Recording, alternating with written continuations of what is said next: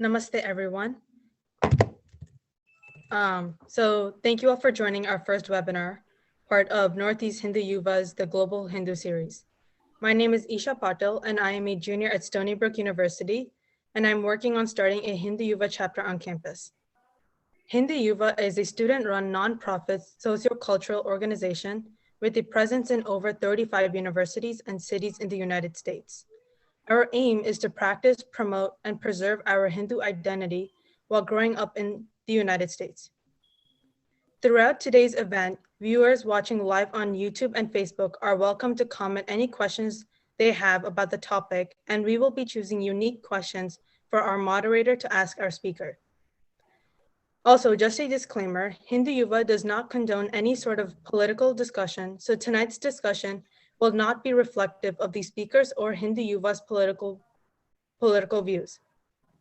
So without further ado, our topic for tonight is Hindus Beyond the Sindhu, in which we will be discussing with our speakers their lives, identity as Hindus outside of India.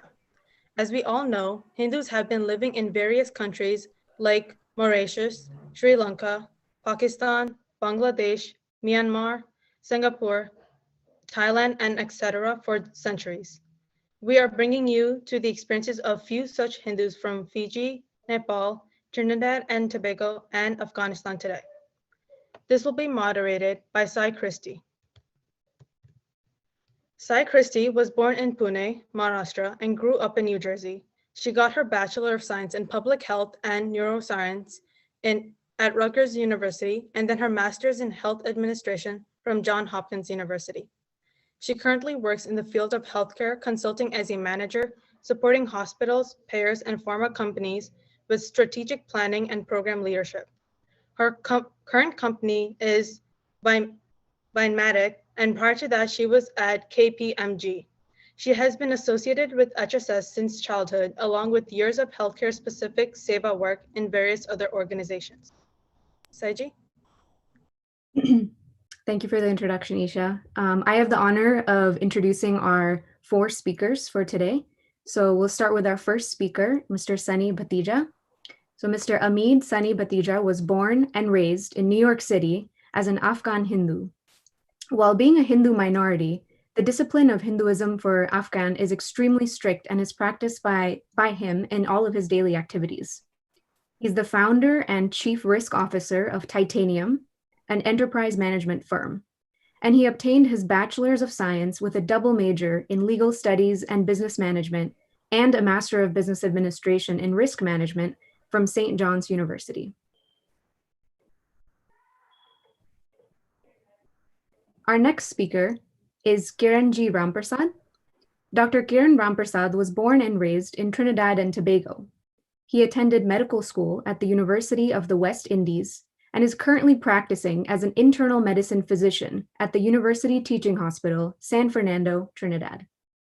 He has worked extensively with Hindu youths through the Hindu Swayamsevak Sangh and the Hindu Students' Council, both in the Caribbean and the United States. Our third speaker is Pritika G. Sharma. Pritika G was born and grew up in Fiji and then lived in New Zealand for over 15 years and just recently moved to the US in 2019. She completed her postgraduate studies in public policy and worked in varied roles in the public health sector until her migration to the US. She currently lives in Langhorne, PA with her husband Rudra Upadhyaya and 4-month-old son Veer. And our last speaker for the night is Sanjay G. Lohr. Sanjay Ji was born in Nepal and moved to the US at the age of 8. After moving to a few different American cities, his family is settled in Cary, North Carolina. He then served 4 years in the US Marine Corps as an infantryman and graduated from UNC Charlotte in May 2020 with a BSBA in Management Information Systems and now works at Bank of America as a cybercrime specialist. So please give a warm welcome and a big thank you to all 4 of our speakers, and we'll jump right into some questions. So we'll start with our first question, and I'll open it up to any of the speakers to start first, and we'd really ideally like all of you to provide your perspectives. So the first question is, if you could give us a brief overview of how Hindus migrated to your specific native home countries, and then also share with us what is the community practice of Hinduism in those countries in the current times. And some nuances that you can add are how have that country's own culture and flavor influenced the practice of Hinduism there? And also, are there any festivals or gods that are prominently celebrated like they are in different regions of India? For example, Durga Puja in Bengal or Ganesh Puja in Maharashtra. So we'll open that up to the floor. Anyone can start. If you guys don't mind, I have no problem starting. Go for it. Okay. So in our history, our family history, our Afghan Hindus have always been connected as descendants to Aryans, where we have also been religiously connected with the Indus Valley civilization with trade and business practices. So not only has it come that we have our descendants of origins there, but we also have a connection to the descendants from the Indus Valley. And not only religiously or culturally, but it also goes to trade and business practices. The Afghan culture, it's really very transparent and simple. Most of the people from my stories I've heard from my aunts, my uncles, grandparents, it's more so like they have been brought up in tribes, villages, kind of, if you would. And then slowly as evolution evolves, you know, marketplace grow, they start having homes, they start having cultural centers, and the tribal integrity, the village integrity, it's always going to be there. And one thing I will add to that is where Afghans in general, not just Afghan Hindu, Afghan Sikhs, Afghan Muslims, they're all very disciplined. And in the culture itself, being disciplined forces you to become ethical and treat others as you would want to be treated and doing right naturally. And this is where the balance of all the religions has always been there prior to most recent events. But before that, the discipline and the respect for culture and religion has always been there. And some of the biggest, you know, Diwali, Lori, a lot of Afghan Hindus, we do Shiv Bhakt fast. If you guys are familiar, we fast on Mondays. That's very prominent in Afghan Hindus. If you're not familiar with it, I can just explain it briefly. We fast all day, only eat fruits, and you know, not too much dairy stuff, and have one meal a day. No garlic, no onions, but I'm sure some of you already know about that. So yes, anything else I can say? I think that's it. Thank you. Yeah, that was, I mean, I definitely didn't know definitely some of those facts. So thank you for sharing. Anyone else? Kiran ji, Pritika ji, Sanjay ji? Hey, namaste everyone. Are you hearing me loud and clear, Saiji? Yes, yes. Awesome.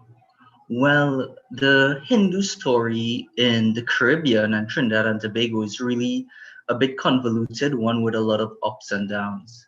So really in the 1800s, with the abolition of slavery, in the British Empire, there was a need for labor throughout all of the British colonies. And to fill this labor gap, the British employed an unfair system called indentureship, where they would move Indians and Hindus from India to all over the world. And this would be mainly British territories, just to name a few, but the list is not exhaustive.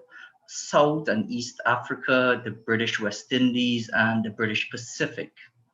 So after a long and perilous journey, let's say about 10,000 miles in old sailing ships in the 1800s, Hindus found themselves in the Caribbean. The first shipment arrived in Trinidad in 1845, and it was a perilous journey. After this, the Hindus that arrived were processed harshly and put to work on these sugar plantations. And it is from these rudimentary beginnings over 150 years ago that Hindus found themselves halfway across the globe, and it sowed the seeds for Hinduism that you see today in the Caribbean and Trinidad and Tobago. In terms of the religious organizations and the practice of Hindus in Trinidad, I want to just describe the local organizations that are here in Trinidad and international organizations that have arrived in Trinidad. So two of the largest local organizations are called the Sanatan Dharma Mahasabha and Swaha International. International organizations that are present here are the Sri Satya Sai Baba organization, Dattatreya Yoga Center, and the Chinmaya Mission, just to name a few. And from the local organizations from over generations stemmed hundreds of mandirs and schools. And it is through these mandirs and schools that Hindus found refuge and the ability to practice Sanatan Dharma. Now, usually, community practice would occur on Sundays, where Hindus would go to the mandirs and they would have satsang reading, there would be Ramayana reading and singing of kirtan. And also there's the individual ability to practice at your home with your family, where outdoors they might have a small mandir or a jandi, where Hindus could offer water or jal with a lota, flowers, or even like deers. So I'll pause here to let some of my other speakers give some input on the practices and migration to their countries and their respective practice of Sanatan Dharma there. Dhanyawad, Kiran ji. Namaste everyone. My name is Pritika Sharma and I'm a fifth generation Hindu living outside of Bharat. I'll go next because my story is so similar to Kiranji's story, because we were Hindus arrived went to Fiji for the first time in the year 1876.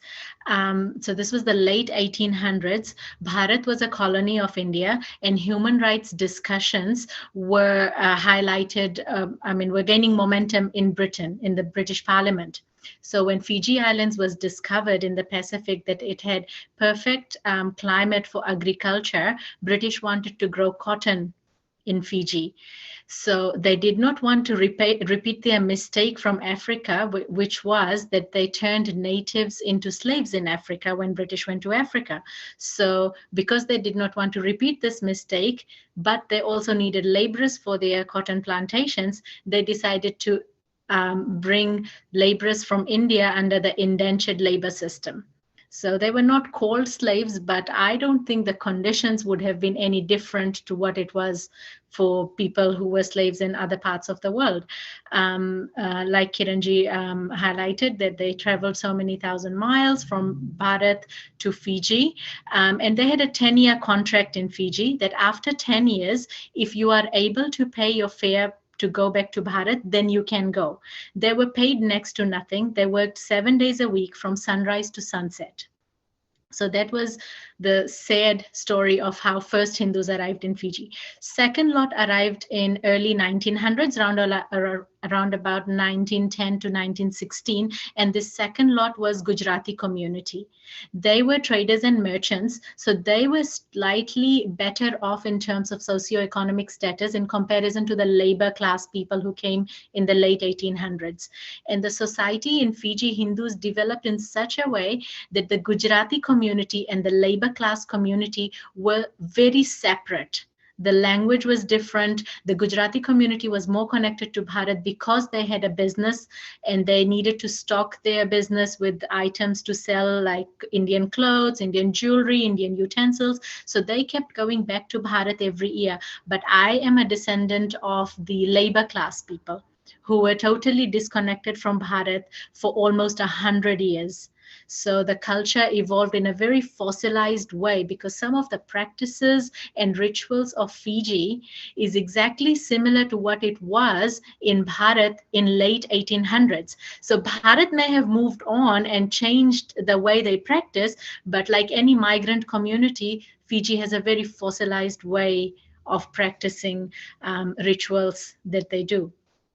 So there's a book, Tears in Paradise. If anyone is interested in the Fiji diaspora, it's a must read to know the story of Hindu Fiji. Wow, And they brought with them Ramcharitmanas. So Ramayan is the most popular granth for Hindu Fijians, and they how they practice is they get in small groups called mandali. A mandali could be as small as 4 people and their families, or as large as up to 30, 35 people. They would gather every week, rotate on a rotational basis at every member's house, and recite 5 to 7 verses of the Ramayana. And every other practice that Kiranji highlighted about a place for worship in their front yard where they offer water and offerings to Bhagwan. Yeah, those practices are similar to the Trinidad and Tobago Hindus. Wow, thank you for sharing and also highlighting the similarities. I'm sure we'll see a little more overlap later on too, but it's fascinating. Sanjayji, do you want to offer perspective from Nepal? Yes, so much like Sunny, Hindus in Nepal have been there for, I guess, the entire existence of the Hindu culture and the Hindu faith. Nepal has the benefit of never having been colonized by the British East India Company or any other foreign nation. So because of that, the traditions there have kind of remained intact. I think to this date, Nepal remains a much larger majority of Hindus than even India. So in that sense, that's there. As far as deities and practices are concerned, Nepalis are mostly Shiva bhakts. So if you go to Kathmandu, the capital, one of the main destinations there is the Pashupatinath Mandir, which literally means Pashu means animal and Nath means Lord. So Lord of Animals, which is dedicated to Shiva Bhagwan Mahadev.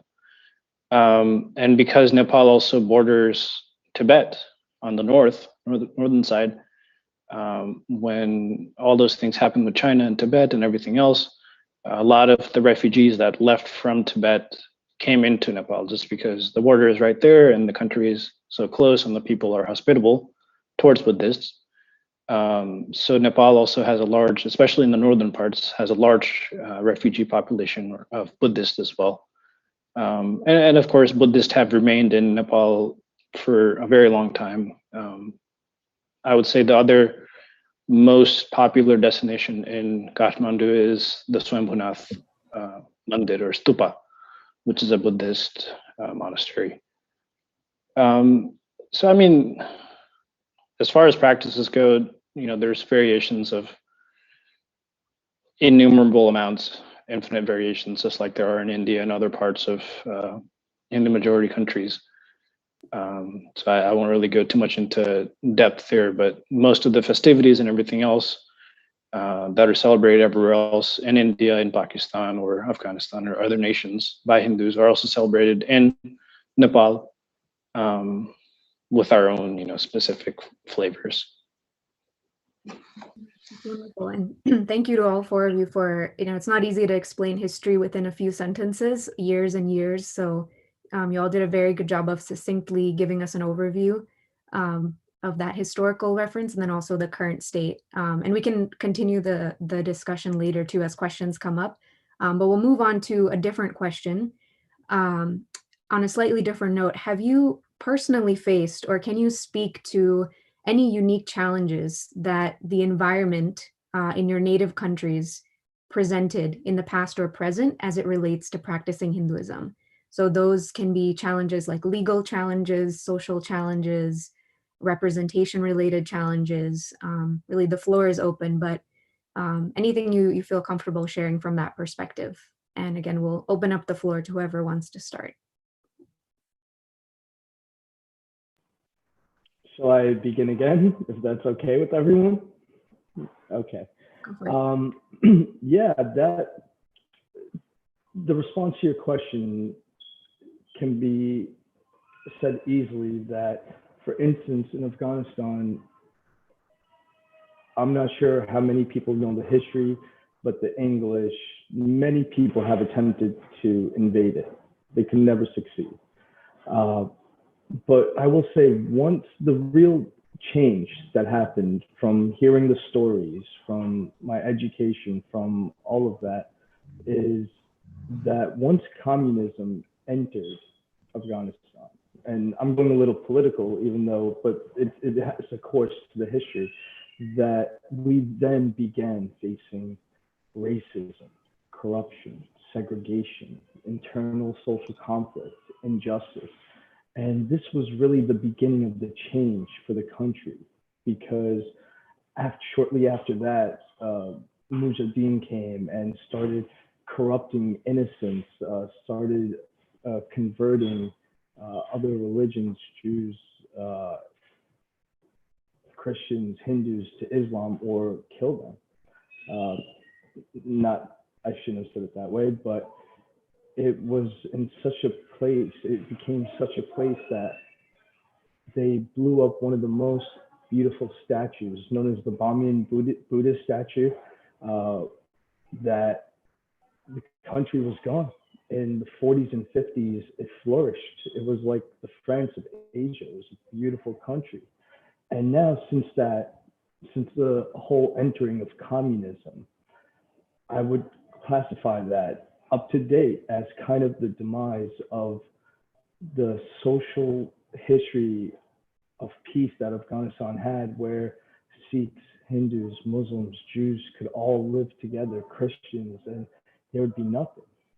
I personally have faced something racist in present day, which is kind of unfortunate because I'm not an Afghan Muslim. And that alone can tell me that, you know, the past is the past and it was beautiful at once, but now where we're going is here. And we all know that our roots and where we're from. But for us, it's become such a change that who knows if the country will ever go back to where it will be. Now there are no really minimal Hindus, maybe one or two families and about 50 Sikh families, and innocent lives are being taken. So it's kind of an unfortunate state for our history and our roots. But it was once one of the most honest and proudest countries in the world. And Hinduism was one of the thriving forces in the economy there as well, because not only do we believe in karma, but we also practice this faith in our business dealings, in our ethical dealings, in our work dealings. And that's where the culture shines in on the religion. But I will not go further into it, but that's the history. Wow, thank you for sharing. I'm sure there's a lot more we could dig into and learn there, but thank you for giving us an overview. Kiranji, would you like to go next? Yes, G, I'd like to make an input here.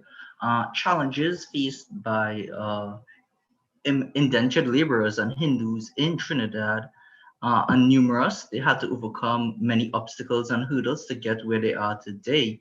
But two obstacles I'd like to highlight. One is frequently asked. It's the use of English with the Hindu Trinidadian population.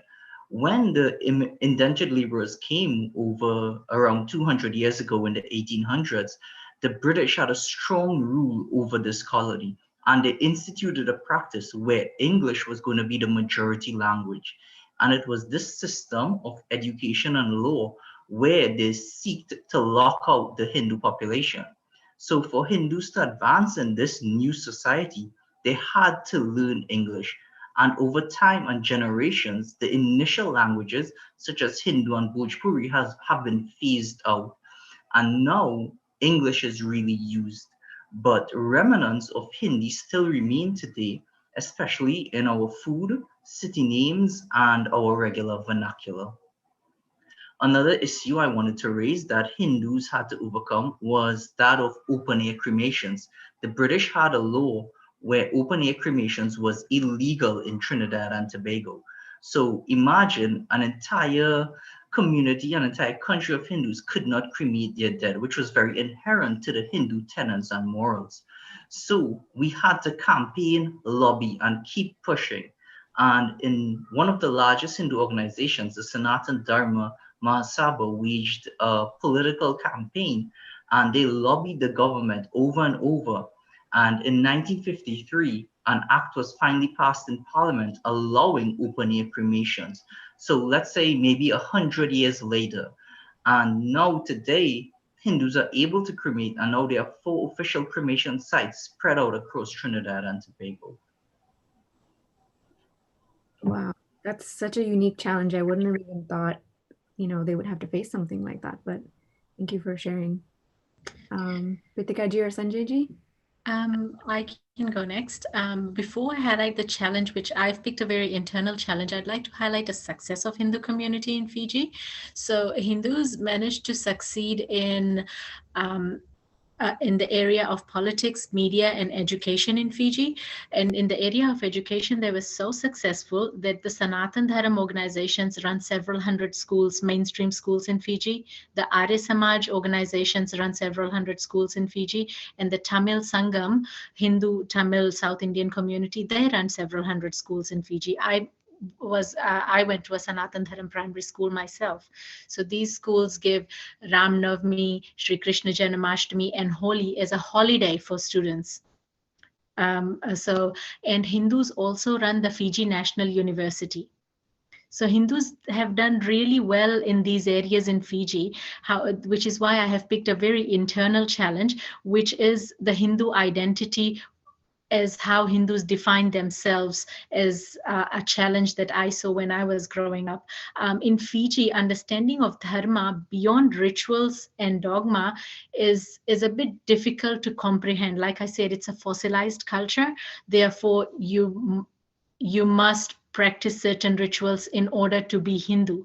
And as time has gone by and new generation comes in, people are, especially younger generation, is unable to see significance of some of the rituals that they perform, and nobody wants to be associated to something which is old, ritualistic, dogmatic. It kind of sounds obsolete. So it's very easy for young people to shrug their shoulders and say, no, I'm an Indian. So the Hindu identity is being diluted by Indian identity to some extent in Fiji.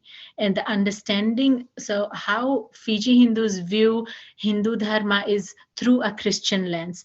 Mostly 64% of Fiji's population today is Christians, so they are largest in number.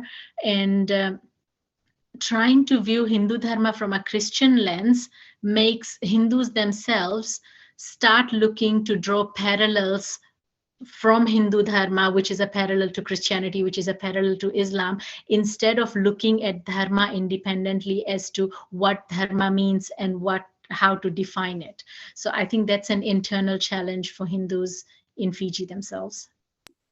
Wow, that's so interesting how the fossilization you mentioned has its pros of preservation, but its cons of maybe a slight rigidity or conformity to thinking. But Yeah. Very unique challenge. Thank you for sharing. Sanjay ji, would you like to round us out? Yes. So I'll touch on Nepali Hindus in Nepal itself, and then a little bit I'll touch on in the US, just because some of that will go into the next question. So far as Nepali Hindus in Nepal itself, I'd say there's not really too many challenges per se. We definitely haven't faced the challenges that Hindus, let's say in Afghanistan, have faced. Until the early 2000s, Nepal was a Hindu country in the sense that we had a king, and the king was Hindu, and the government and everything else. Theocratically, it was a Hindu nation. Not to say that the laws were Hindu, but it was a Hindu nation in that sense. So then a whole bunch of things happened. There was a civil war, and the king was overthrown. Well, the king was actually, the entire family was massacred, and then the king's brother took the throne, and he was overthrown, and the monarchy was dissolved and everything else. So while Nepal had a king or a queen or a monarchy in place, a lot of the protections that came from having a figurehead there that was Hindu, right? When you have a figurehead, then that serves to unite a nation, the population, everything else. And because the king was Hindu, the majority of the Hindu population also sort of rallied behind the royal family. So in that sense, you had a sort of unity. Since that's gone now. What we see is that Hindus, it's a little bit more fragmented, definitely. There have, of course, been a lot of missionary work is being done. If you look at the Pashupatinath Mandir, the river Bagmati flows right next to it, and then if you cross the river, there's a little park there. So what had happened was that a Christian community had started using that park as a burial ground, cemetery. So there was a whole, set of litigations and everything else, and the Hindu community couldn't really get it together, because if you think about the fact that this is the biggest mandir in the country, right? The space around it should be sacred and should be preserved for the mandir and its worshippers. So examples like that, things like that have kept happening, and now that the government is a communist-led government, and I will stray a little bit into politics here just because I feel like politics and culture are very closely intertwined. You can't discuss one without the other. So ever since that's happened, again, we see that a lot of civil unrest, and whereas before the government didn't really care about religion and things like that, now the government in power, the one that's been elected, is developing close ties with China and the Communist Party there. So I mean, draw your own conclusions about the Chinese Communist Party and their views on religion, but we can see where that's going to take us in the future. And Nepali Hindus in the US, I feel like there's more of an emphasis on the Nepali identity and not so much as the Hindu one. So whenever there's something about, a Hindu festival or Hindu events, or you want to get the people together for something, it's difficult just because they're like, oh, why does it have to be for Nepali Hindus only? Why not all Nepalis? And that's a very common question that is brought up. Wow, that's actually a really, again, very unique perspective of thinking about the Nepali Hindu population, both in Nepal and the US as well. That's something that, we don't realize, two very different perspectives. So we actually have a question that just came in from the audience. And before, we actually had some specific questions for each of you. But before we move to those, I think this question, again, each of you can weigh in. So I'll just read it out loud here. Do you feel valued / comfortable joining in the current discourse surrounding Hinduism? Or do you feel that the conversation is overly, quote unquote, India focused? So we'll open it up to any of you to comment on that. Yeah, I can comment on that. So again, going back to this, right, Nepali Hindu versus just Nepali thing, I feel like the same issue is there for Indians as well. Pritika ji touched on it briefly, but even if you talk about the name of India or Bharat, whatever it may be, if you look at our scriptures, so far as Bharat goes, right, Bharat starts, or Hindustan starts at the base of the Himalayas. And if we take that description into account, and if we consider that as the official description, then Bharat should include Nepal as well.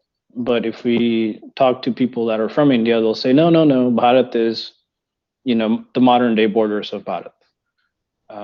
So that sort of, I guess, small detail, the issues arise there.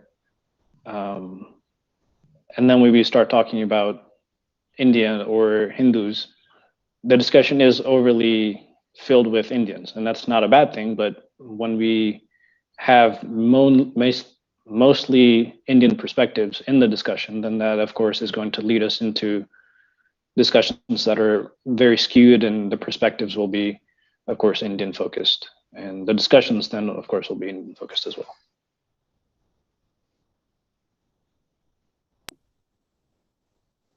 Anyone else? This will open it up to everybody else as well. So I'll repeat the question. Do you feel valued / comfortable joining in the current discourse surrounding Hinduism? Or do you feel that the conversation is overly, quote unquote, India focused? If you guys don't mind, I'll take a turn. I don't feel the question the conversation is at all India focused. We're discussing not only our roots, but also where Hinduism is founded in each of our different cultures. The way Ms. Sharma explained her history, the way Mr. Lahar explained it, the relationship between Nepal and India, same thing with Kiran. I can also say the same. In Afghanistan, we know there have been Hindus for the longest time ever. And we know this because I hear the stories how they would go from Kandahar or Kabul, which is primarily used to be primarily Hindus, and they would actually go to Hardwar to do seva. So our history, it's, you know, perspective on how we were taught from our elders. I am happy to know how, as Ms. Sharma said, the practice is very heavily weighted in Fiji, and I feel that, you know, this conversation is really more focused on Hinduism than just India, because as you see, we all have our different roots of where Hinduism embraced our families. Yes, I agree with Sonny and Sanjay. Yes, actually, I don't feel that this conversation is India dominated at all, because I know my Hindu identity. I don't identify myself as an Indian. Yes, I am a person of Indian origin, but my home is Fiji. The first time I went to India after after 5 generations was in 2010, and somebody asked me what was it like to be back home, and I said, no, home is always going to be Fiji for me. But what connects me to Bharat is my Hindu identity. Bharat will always be Punya Bhumi, Pitru Bhumi. It's my ancestral land. It's Punya Bhumi, it's land for worship, and Tirath Dham is there. And so that connection is there with Bharat. However, India is a geopolitical identity. And this geopolitical identity keeps changing. Once upon a time, when Samrat Ashok ruled over that geopolitical area, it had a different map. The map of British India is very different to the map of independent India. And then Cambodia, Malaysia, all of these countries, they have a very strong Hindu heritage. And the proof is the ruins of the Hindu temples in those countries. So I think the Hindu identity spreads well over the geopolitical boundary of India. So yeah, I definitely feel valued as a Hindu. Yes, I wanted to add on where I wanted to talk about that before we think about the Indian identity in Trinidad and Tobago, we should get an idea of the population. It's really small, 1.2 million, with only about 25% being Hindus in Trinidad. So that gives us around 300,000 Hindus. And when they came as indentured laborers, the British would pull Hindus from Bihar, UP, then they might pull from Tamil Nadu, Bengal. So what you got really was a meshwork of Hindus coming from different regions with different traditions. And over 150 years, these started to mesh together to produce this unique brand and practice of Hinduism that you see today in Trinidad. So I would not feel as though I am forced or it's India heavy. It is a unique identity that was created in Trinidad and Tobago and all over the world. And there are significant contributions of Hindus that have been recognized by our government in terms of Diwali and Indian Arrival Day being public holidays and Holi being celebrated nationwide. So the Hindu schools also have really excelled because they're from pre-K all the way to high schools. And every year they excel academically, copying a large percentage of the national scholarships. Furthermore, we could see that this is really a conglomeration of Hindu traditions that came close to 150 years ago from India.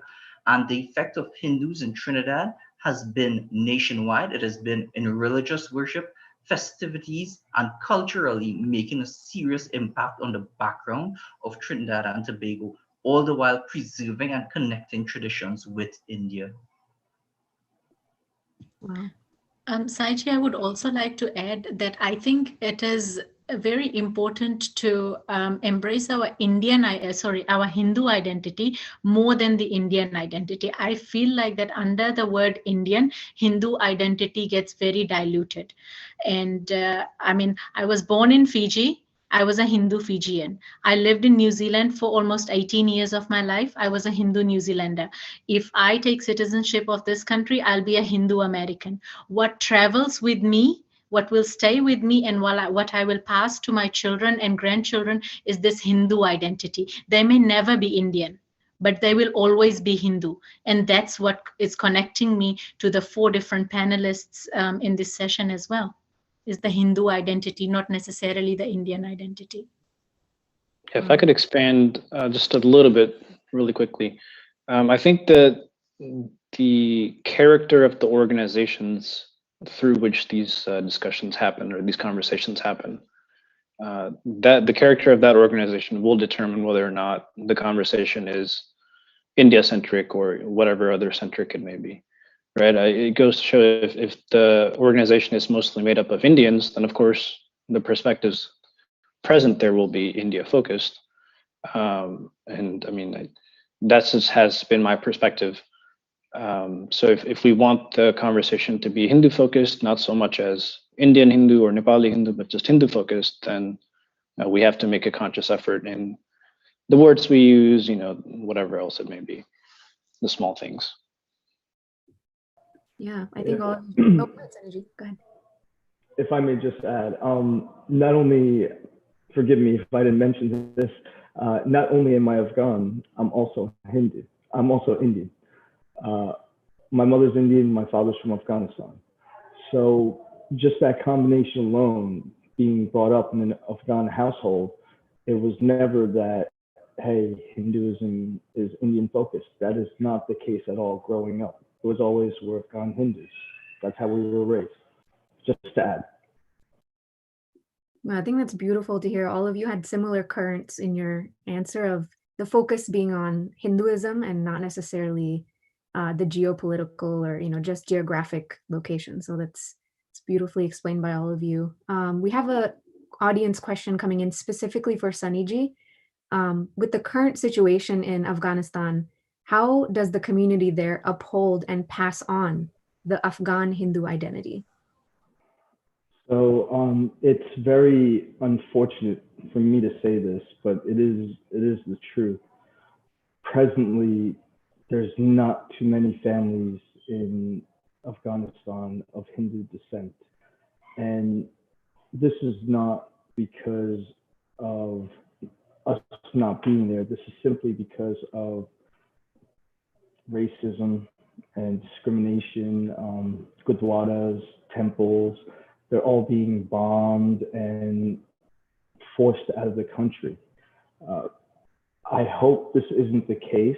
I hope that in time it changes, that Hindus can go back to Afghanistan, Sikhs can go back, Jews can go back and not be targeted.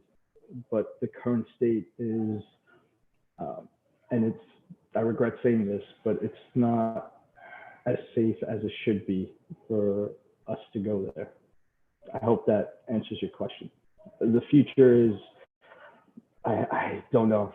It's really, this is where politics comes into the play, and I cannot predict the politics, but I will say that the numbers are slowly getting smaller and smaller and smaller day by day, and it's just unfortunate.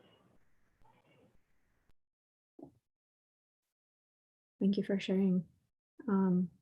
We have another audience question that came in for Sanjay-ji. What steps do you think can be taken to create a stronger bond between the Hindus of Nepal and the Hindus of Bharat?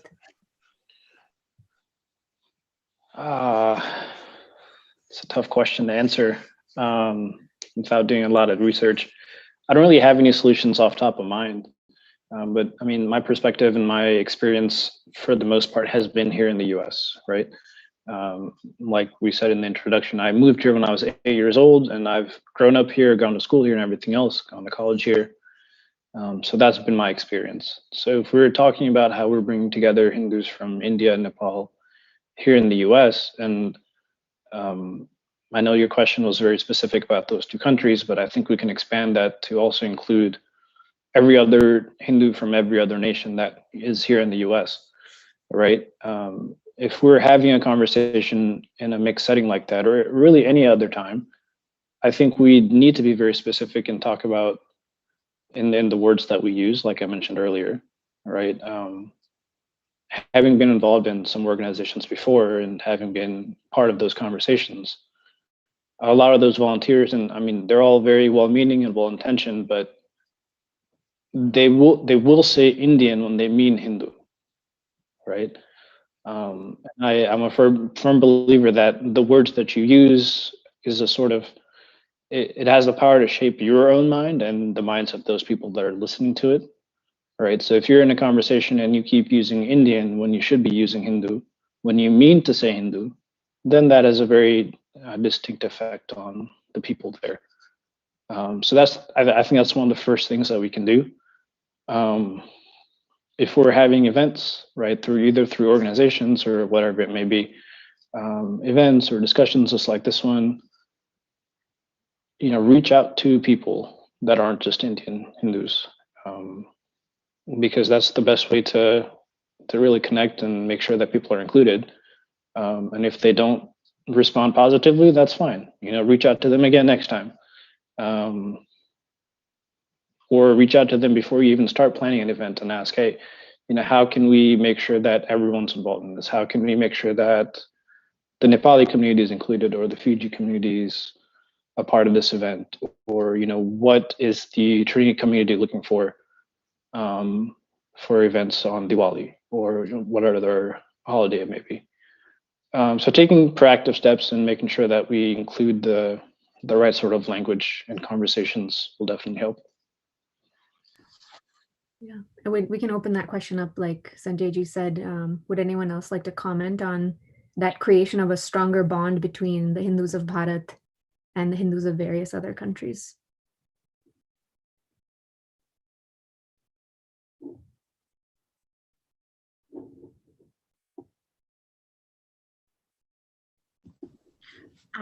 Saiji, I would rearrange that sentence to say, creating stronger bonds amongst Hindus, full stop.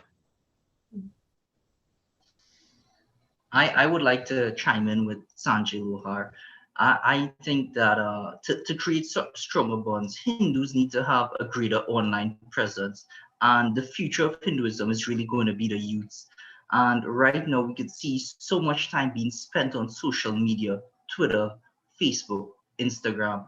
And this is where we need to see Hinduism projected in a very positive light. And in the light, the young Hindu would say, hey, I'm going to join this page. Hey, I'm going to like that. I'm going to share this link. And if we could do that, we're going to have a much larger catchment area in a much easier form. So I would definitely say that we need to project our power, our strength, our values of Sanatana Dharma via social media. Yeah, Kiranji, that's actually a great point, and you answered a question that was upcoming. And so we'll open it up to the floor, and feel free to elaborate, Kiranji, as well for other things. But noting the various challenges that we all just discussed, in your perspectives, what would be helpful, or the next step, or the future to strengthen various Hindu communities across the globe? So Kiranji just touched on harnessing social media as a connection point. Any other recommendations, or where your head is when you see the future of a stronger Hindu global presence? If you guys don't mind, I would say, really having facilities of teaching, meaning that the youth, what I was taught was completely different than what my younger siblings and family was taught, because I was taught that this is the right way, this is how you do the fast, and I was taught hands-on. Social media is great. I think it's a phenomenal idea, but at the same time, practice will teach it. Practice with the youth. We'll teach them and put this in their daily lifestyle. And that's how I was taught. So I believe if it's possible to create agreements with mandirs, gurdwaras, temples, that perhaps a rotating pundit to teach these practices will be good. And not just for one kind of Hindu, but all of them. Perhaps monthly, perhaps weekly. The schedule is TBD, but I believe practice will teach them more. That's my challenge. Yeah, that's a great point. And that sort of reminds me of what Pritika ji was mentioning as well about the more dogma or like doctrinization or, fossilization that she mentioned, just seeing what is and not maybe digging deeper into the why. Pritika ji, would you like to elaborate? Can you ask the question again, please, Saiji? Sure. So it's just a general question of noting all the various challenges we just spoke about. What do you think would be helpful or the next step to a future state where all these various global Hindu communities are going to be strengthened? To me personally, like I said, the challenge that I highlighted was Hindu identity within an individual and within the community. So strengthening Hindu identity, especially among individuals in no matter which country they live, would have to be most important. And then I think it doesn't matter which country Hindus live in. I think Hindus as a society need to, other than strengthening their identity internally, increase their presence in the economy of the country, in the politics of the country, participate in media, because that's where, I absolutely 100% agree with Kiranji, our presence on social media. But that is where narratives are formed, narratives get repeated over and over, and those narratives then become a reality, and they are imposed by others on Hindu societies or Hindu individuals, and even it's imposed by Hindus on Hindus themselves, because that's how the narratives have formed. So I think Hindus' presence in all of these spheres of media, politics, economy, and then strengthening your own identity to be strong, confident people individually and as well as a society would take Hindus a long way, no matter which country they live in. Yeah, becoming, I think, media savvy is very important for the long-term Hindu unity perspective. I think both Kiranji and Pritikaji have highlighted, the need for it, and Sonny ji even mentioned that he grew up, being taught a certain set of things, like this is how you do that, this is why we do that. So if we look at Hindu youth growing up in the US, if their parents don't know that, then they're not going to really get it from anywhere else. If you go to the mandir, unless they're very fortunate to have a mandir with, pujari who speaks good English and can convey these ideas, they're not going to know why we do the things we do and how we do those things we do. So pages like The American Hindu on Instagram are doing some of that work. But if you look at that page, it's a little less than a year old now. And I think they have about 12,000 followers. And I'm not saying that to plug the page, but having worked with them closely and seeing the work that they do, right? A lot of these things that we're discussing here are being addressed by that page.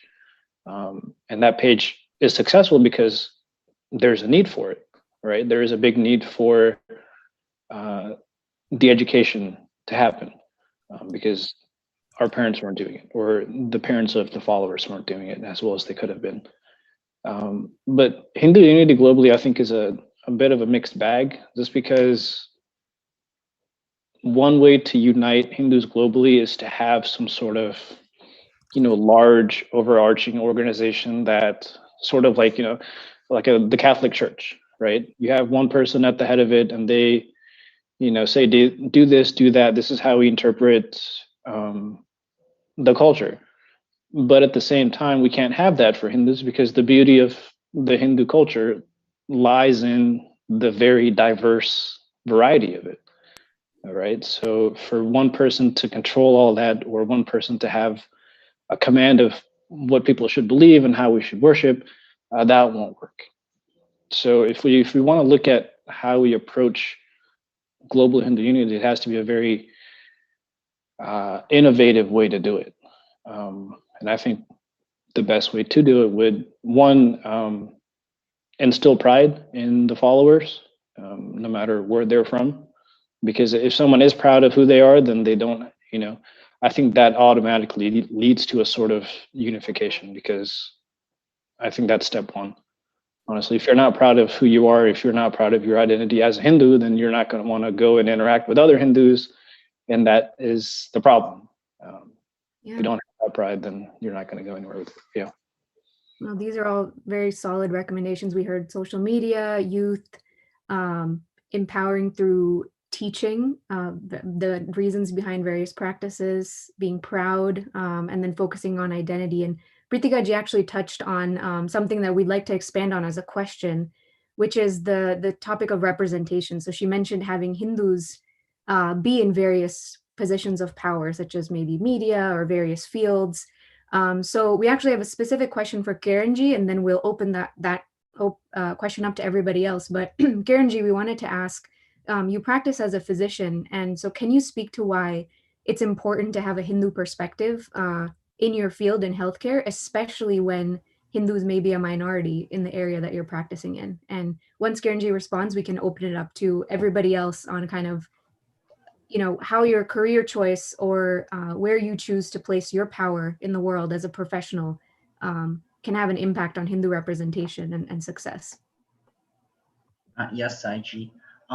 Challenges as a physician. One situation I frequently come across as a Hindu physician treating Hindu patients is that Hindus are a minority in Trinidad, and a lot of people are unfamiliar with the tenets and practices of Hinduism. So many times Hindus who are vegetarian, they would approach me and they would ask that could they have a vegetarian meal here at the hospital. And sometimes when they try to communicate this to the hospital staff, there is a disconnection and even conflict, because it simply seems as though the Hindu patient is being picky, but the staff, they don't understand that it is a core factor and a morale of the Hindu patient that they should have a vegetarian meal.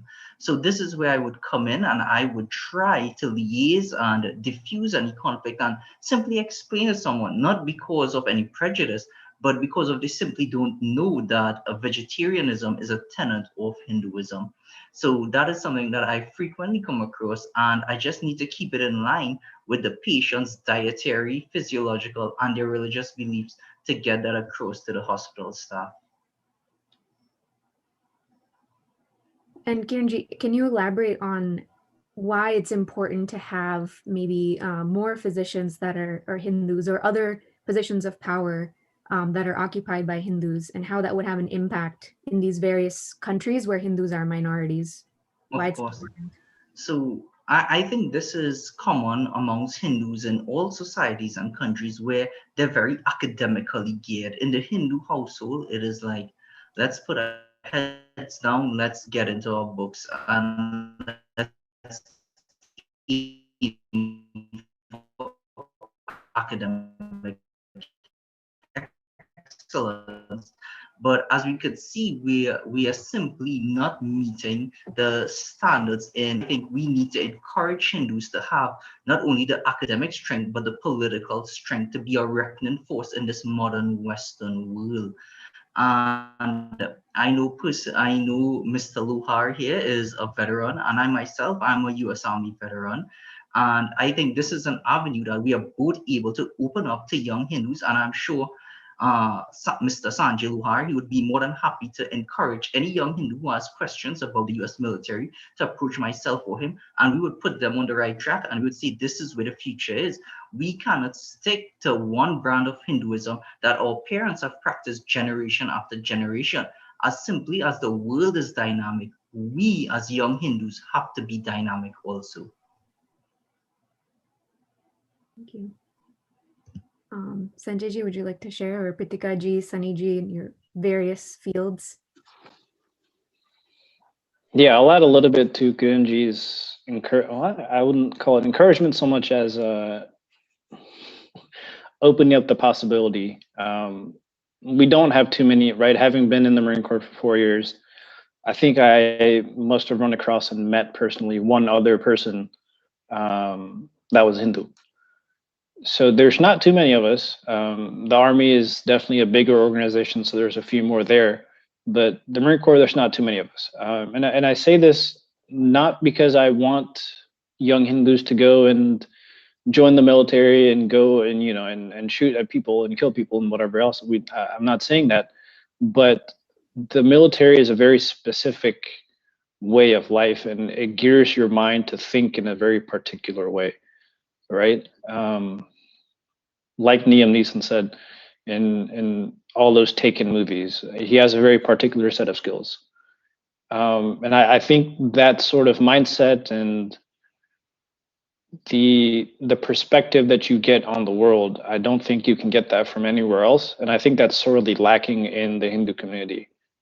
Yes, we are great at academics. We're great at being lawyers and doctors and business people and scientists and everything else. But where's that sort of martial spirit, that warrior spirit that was present, right? If we look at Chhatrapati Shivaji Maharaj, I mean, he didn't get to where he was just by being a good scholar. So I think that's important to have, and I think that's an important avenue to pursue. And there are some benefits to joining the U.S. military if you're looking into that kind of thing. But in my specific field in cybersecurity, I'm not really sure. I can't say that being a Hindu really changes the way that I look at it, that changes the way that I do my job. But I think having the certain perspectives that we have as Hindus in any field, I think is key. Just because I feel like the concepts that we embody, that we have grown up in, the world is one family, peace for everyone, all those things, all the mantras we say and we try to imbibe into our lives, I think that's not really present elsewhere. So to have that perspective in practice is important.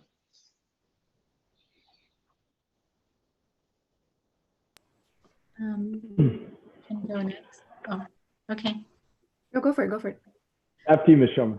Okay, so I've studied my postgraduate studies is in public policy.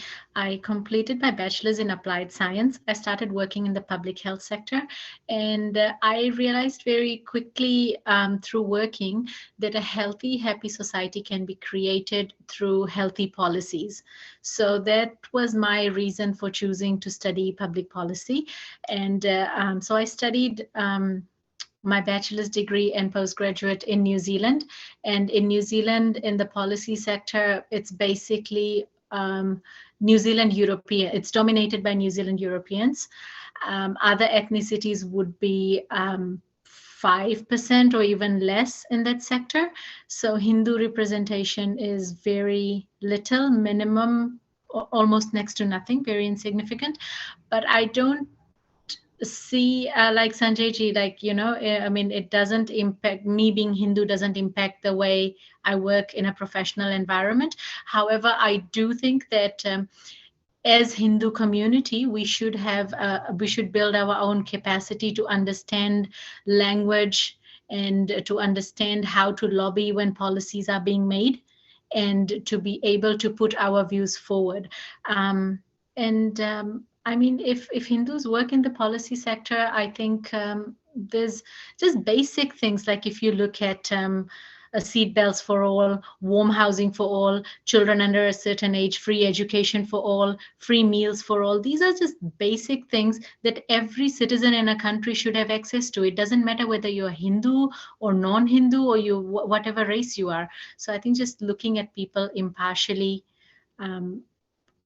and being a good policymaker would take any person in the public policy sector a long way. So yeah, that's about it. Not much to add. All right. Maybe would you like to close us off? Yeah, sure. So I would say my religion has a lot to do with my practices, with my work, with my career.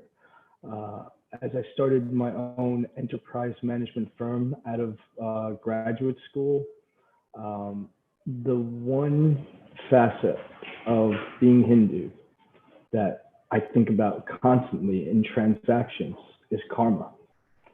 And it kind of coincides with my culture as well, because the Afghan culture is, we keep things simple. You don't want to hurt anyone. You don't want to rip anyone off. You want to do a transaction, black and white, fair and clean. And in my industry, you see a lot of corruption going on. But since I'm Hindu and I'm also Afghan, I have a strong belief in karma. And that is why having ethics in business is very important. And karma is the reason I always keep a straight line. Don't do anything bad, and you're living the honest and the hard way. All right, so thank you so much, all of you, for sharing. We're a little bit over time, but I think it was well worth it.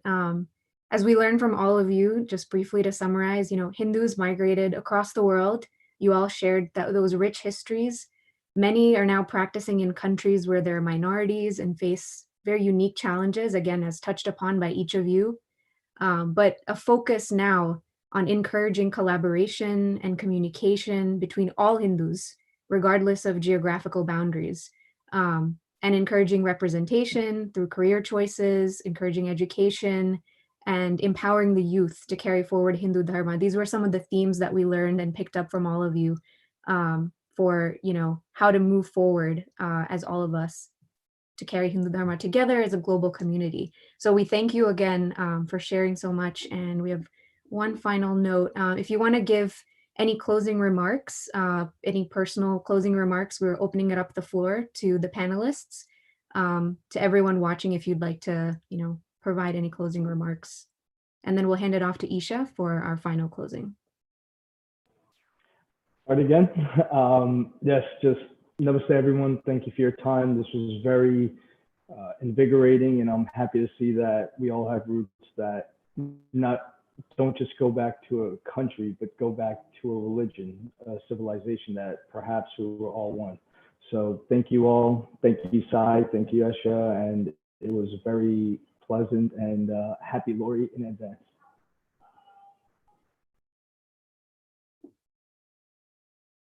Pritika ji, Kiran ji, Sanjay ji, any closing remarks? No pressure. You don't have to. Namaste again, everyone. I just want to say thank you to the organizers, my fellow panelists, and everyone else out there listening on YouTube.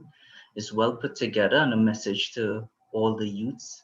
You're in a unique position being a young Hindu in this modern age. Simply by attending, you're showing me and everyone else that you're willing to be a warrior in yourself. You have that Kshatriya blood flowing in your veins. I hope that our panel has given each and every one of you an insight into how far Sanatan Dharma has come and how far it has spread. And the beauty of Hinduism is that its ability to persevere even in the harshest environments.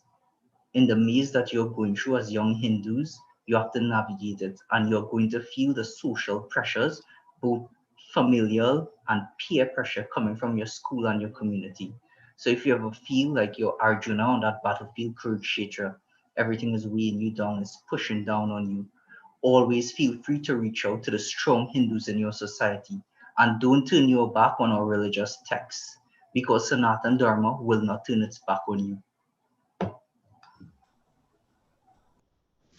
I would like to say thank you very much for listening into this panel discussion today.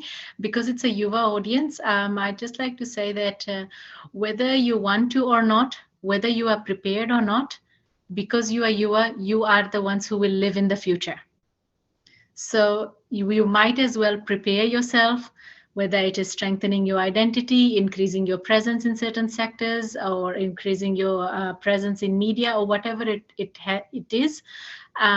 You are the ones who will live in the future. So instead of going unprepared, you might as well prepare. Dhanyavad. Yes. So I just want to say to everyone listening, thank you for listening, first of all. Second, I just want to say that you should be proud of your identity. And this isn't pride in the sense of like the obnoxious, in Hindi, I think the word is ghamand or ghamandi, right? Not that sort of pride, not the, oh, I'm better than you because I'm better than you. And not that sort of pride, but be proud of your heritage, be proud of your family and friends, the fact that you are Hindu and that we have thousands of years of history behind us. And it's because of people doing the work that needed to be done that the Hindu community still exists today. So we as yuvas, as youth that have the energy, that have the time, if you see something, if you see work that needs to be done, it's up to us ourselves to do that work. So go out, do the work. If you don't know how, find someone, get advice, get training, and do the work. So that's all I have to say about it. Thank you again to all of our panelists, and hand it off to Isha to give some closing remarks as well. All right. I just want to say again, thank you, Sonny ji, Kiran ji, Sanjay ji, and Pritika ji for sharing your knowledge and experience. Also, thank you, Sai, for being our moderator for this webinar. We hope you all enjoyed learning about the culture and traditions of Hindus beyond the Sindhu. We would like to quickly present our next topic for our next panel discussion on Sunday, January 17th at 7:30 p.m., which will have speakers who chose different aspects of Hindu culture later in their lives. For more details about this discussion, please be sure to follow our Northeast Hindu Yuva pages on Instagram and Facebook, and subscribe to our YouTube channel where you can watch all of our previous and future webinars. Thank you all for joining. Dhanyavad and namaste.